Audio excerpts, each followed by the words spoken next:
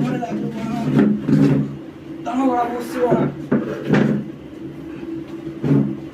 হ্যাঁ, তো বলছি আপনাকে যে কালকে রাত্রে সব কাজ করে রেডি করতে বলছিলাম ফোন করে, করেছেন তো? ও হ্যাঁ বাড়া, করছি তো, এই যে করে এনেছো তাহলে? হ্যাঁ করে নিছি বাড়া। দাঁড়াও দেখি।